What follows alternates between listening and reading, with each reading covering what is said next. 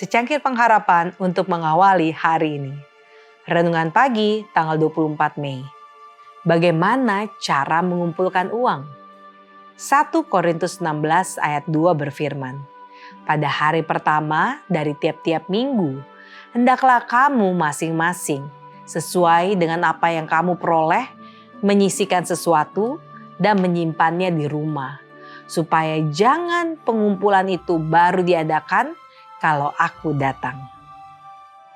Penggalangan dana yang dibutuhkan untuk pekerjaan para pelayan penganut hari Sabat merupakan isu utama pada pertengahan tahun 1850-an.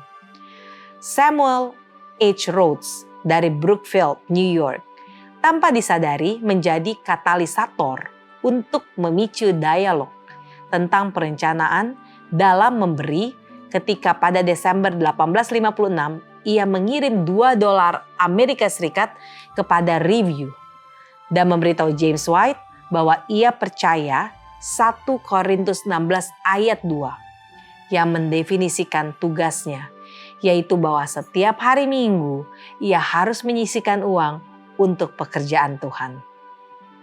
White sangat gembira dengan kemungkinan adanya perencanaan seperti itu.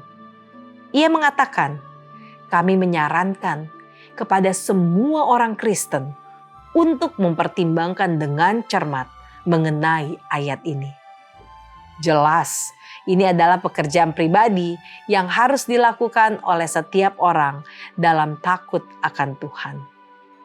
Jika setiap orang Advent melakukan seperti yang dilakukan Rhodes, maka perbendaharaan Tuhan akan penuh dengan sarana untuk memajukan pekerjaan demi tujuan kebenaran yang mulia. 3 minggu kemudian, seorang individu lain mengirimkan uang ke kantor Review dengan mengutip ayat yang sama. White mencatat bahwa tidak ada sistem perencanaan yang lebih baik yang dapat dirancang daripada yang diperkenalkan oleh Rasul. Pegang teguh itu tantangnya kepada para pembacanya. Namun, seperti yang ditunjukkan oleh teman saya, Brian Strayer, mereka tidak berpegang teguh. Akibatnya, pada bulan April 1858, White menulis bahwa keputusan yang berulang-ulang membuat sedih dan mematahkan semangat para pendeta kita. Beberapa pindah dengan harapan akan didukung oleh saudara-saudara mereka. Tetapi saudara-saudara mereka sering gagal melakukan tugas mereka. Itulah sebabnya beberapa pendeta terpuruk dan jatuh miskin. Kesehatannya memburuk dan dilingkupi keputusasaan. Pada saat itu, James White yang agak putus asa juga muncul dengan rencana kedua untuk meringankan masalah tersebut, yaitu mendesak orang-orang percaya untuk mengirimkan sejumlah uang yang sama dengan pajak tahunan yang mereka berikan kepada negara.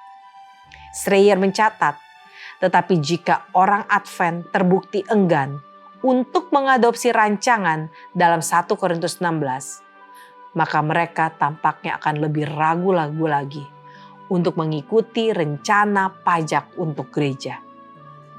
3 minggu kemudian, White mencatat bahwa iblis bersuka cita karena tidak ada program yang berhasil dalam membiayai gereja.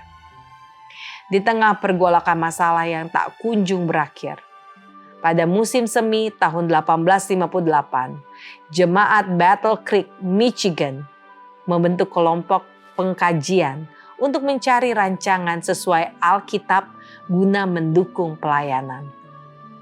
Di bawah pimpinan J. N. Andrews, kelompok tersebut mengembangkan konsep yang diterima pada awal tahun 1859.